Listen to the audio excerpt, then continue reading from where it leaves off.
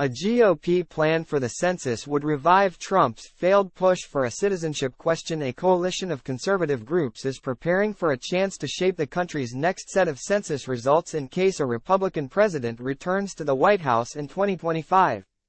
Time equals 400 Ms. greater than their playbook includes reviving a failed push for a citizenship question and other Trump-era moves that threaten the accuracy of the 2030 national head count. The plan also calls for aligning the mission of the government agency in charge of the next tally of the country's residents with conservative principles. Many census watchers, including a former top Trump administration official, tell NPR they find this position particularly alarming.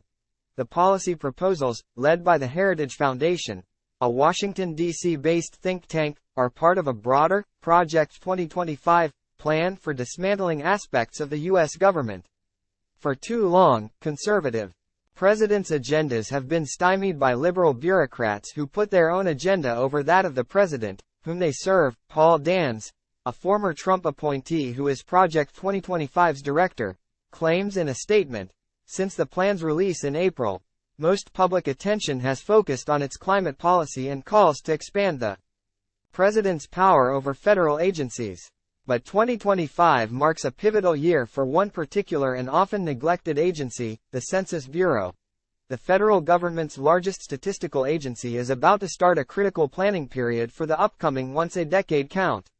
Decisions expected to be made during the next administration, including what census questions to ask and how, will have long-lasting effects on the statistics used to divvy up congressional seats and electoral college votes, redraw voting districts for every level of government, inform policymaking and research, and guide more than $2.8 trillion a year in federal money for public services across the country. Time equals 400 Ms. greater than if former President Donald Trump or another Republican candidate is elected in 2024. Many census watchers are bracing for a potential sequel to the years of interference that muddled the last tally in 2020. It's not clear exactly why these conservative groups want the next census to ask for the U.S. citizenship status of every person living in every household in the United States.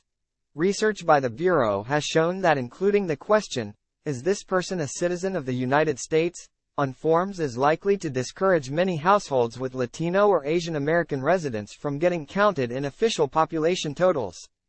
Time equals 400 Ms. greater than the Bureau's annual American Community Survey already produces estimates of U.S. citizens, which are used to help enforce the Voting Rights Act, and a future Republican administration could, as the Trump administration tried to, seek citizenship data from an alternate source, government records.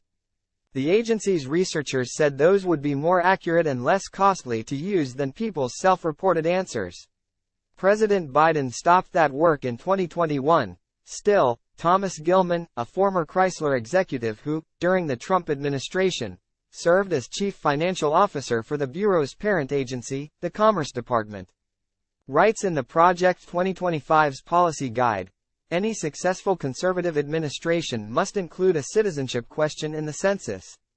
Gilman declined NPR's interview requests through a Heritage Foundation spokesperson and did not respond to written questions. The Heritage Foundation also did not make any representatives available to be interviewed for this report. During the Trump administration, a citizenship question was part of a secret strategy to alter a key set of census numbers, the 2020 release of a presidential memo and, later, internal documents confirmed. Those numbers are used every 10 years to reapportion each state's share of seats in the U.S. House of Representatives and the Electoral College. According to the 14th Amendment, the congressional apportionment numbers must include the whole number of persons in each state. But Trump officials wanted to make the unprecedented move of excluding unauthorized immigrants. In public, however, the Trump administration claimed to want a citizenship question to better enforce the Voting Rights Act's protections against the discrimination of racial and language minorities, a justification the Supreme Court found appeared to be contrived. In court, groups that sued over the proposed question pointed to another reason that remains a Potential motivating factor for a future GOP administration, neighborhood block-level citizenship data that could be used to draw voting districts that a Republican redistricting mastermind said would be advantageous to Republicans and non-Hispanic whites. That kind of data would be key to a legal dispute that the Supreme Court left unresolved in 2016.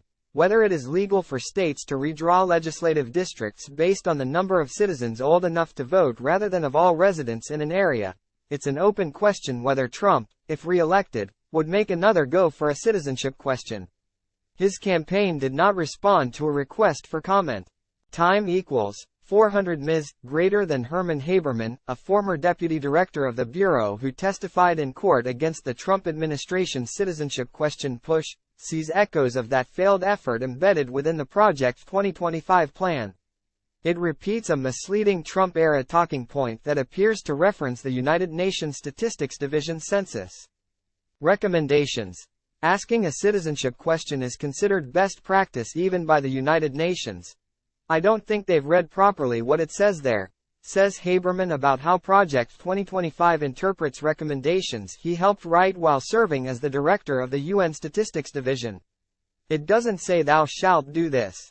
It recommends that citizenship be one of the areas that is looked at. The U.S. does look at citizenship at the block group level through the American Community Survey. So we do it. We just don't do it at the block level. And so the question always became, why is that necessary? How a Republican administration answers that question could be the focus of another round of lawsuits, says Thomas Seens, president and general counsel of the Mexican-American Legal Defense and Educational Fund, which represented some of the groups that sued the Trump administration over its citizenship question push. I've never heard articulated a justification for the citizenship question that is not fairly obviously a veil to disguise racial and partisan intent, Seens says. Still, in the Biden years, GOP calls to add a census citizenship question and alter the congressional apportionment numbers have not gone away. In July, House Republicans released a draft funding bill that would have banned the Bureau from using the money to include unauthorized immigrants in future counts used to divide up House seats. While the Project 2025 plan also outlines garden-variety presidential transition moves such as reviewing budgets and eliminating duplicative census operations, there are other proposals that many census watchers find troubling. Time equals 400 Ms. greater than they call for more political appointee positions at the Bureau, which has largely been run by career civil servants. Strong political leadership is needed to increase efficiency and align the Census Bureau's mission with conservative principles, Gilman, the former Commerce Department CFO, writes, adding there's a need to have both committed political appointees and like-minded career employees in place to execute a conservative agenda as soon as the next Republican president takes office. During its final months in office, the Trump administration installed 4 additional political appointees without any past experience at the agency or obvious qualifications for joining the highest ranks. In a 2020 email, the Bureau's top civil servant raised concerns that the appointees showed an unusually high level of engagement in technical matters, which is unprecedented relative to the previous censuses.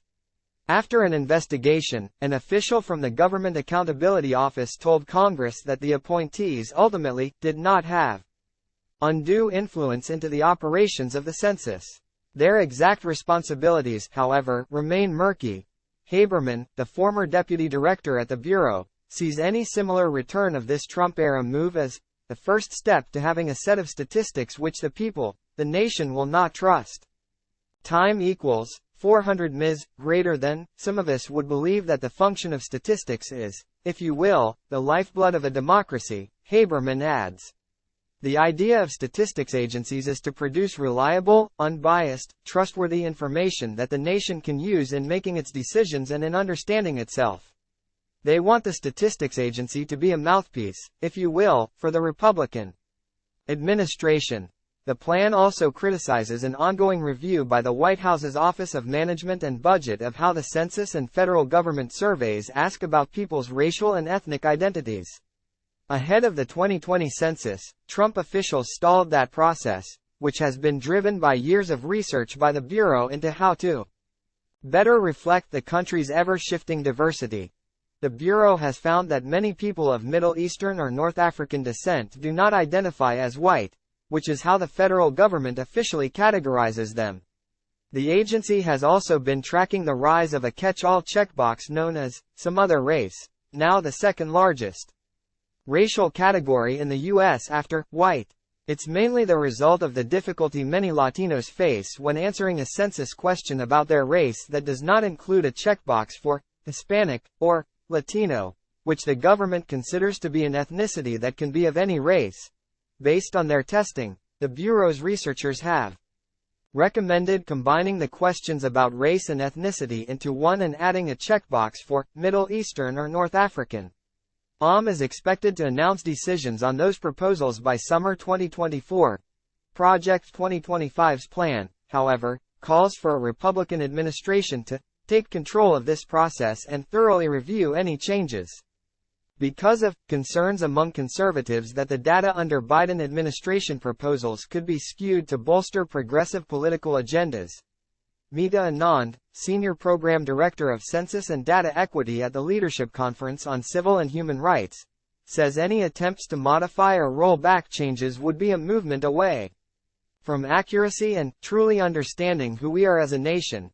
If you were to have a stop and say, let's review the questions again, let's conduct another research test, we would need to see appropriations for the Census Bureau to be able to do that. They would need to mount another test all over again. And there's no way it would be done in time for 2030, Anand adds. Census advocates were trying to get revisions in place for the 2020 census, and that just never happened. Terry Ann Lowenthal, a former staff director of the House Oversight Subcommittee for the Census who served on former President Barack Obama's presidential transition team on census issues, sees the plans call to get rid of at least one of the Bureau's committees of outside advisors as a way to reduce transparency about how the agency produces the country's statistics. This really is sort of undermining all of the principles and practices that federal statistical agencies should be following. And that is extremely troubling, says Lowenthal, who is now a census consultant for Democratic Senator Brian Schatz of Hawaii, one of the few vocal census advocates in Congress. Project 2025's proposals run counter to his attempts to shield the Bureau from further interference through new legislation. This is a clear partisan effort to force an undercount of communities of color. It's unlawful and unconstitutional, Schatz says in a statement. The plan's call to carry out a conservative agenda at the Bureau is also catching public criticism from a less likely source. Former Commerce Secretary Wilbur Ross, the former top Trump administration official, pushed for a citizenship question while overseeing the Bureau, and an investigation by the Commerce Department's Office of Inspector General found that Ross misrepresented the full rationale for adding a citizenship question when testifying before Congress in 2018. During the Trump administration, the findings were presented to the Justice Department, which declined to prosecute Ross. I think that the job of the census is to provide data.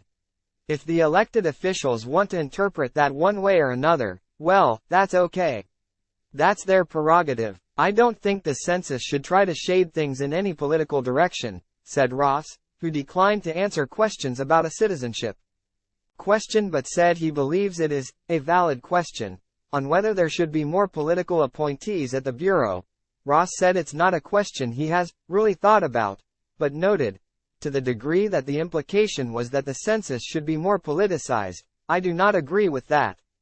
Time equals 400 Ms. greater than Ross said that until NPR contacted him, he was not aware of Project 2025's census proposals written by Gilman, who served under Ross as the Commerce Department's CFO. I'm frankly a little bit surprised that he regards himself as an expert on what actually happens in terms of the census. I don't recall him being that involved in the whole process, Ross said. For Lowenthal, the census consultant who is a longtime watcher of the national headcount, Project 2025's census recommendations mark a notable shift in the right-wing's approach. I have not seen anything remotely like these proposals in this document coming out of previous Republican administrations, Lowenthal says. I think that the author or authors of this document clearly understand that if you control the production and flow of information, You can control how people view their government, the actions their government is taking or not taking, and their view of the world around them. These proposals should raise alarm bells, I think, for anyone worried about the future.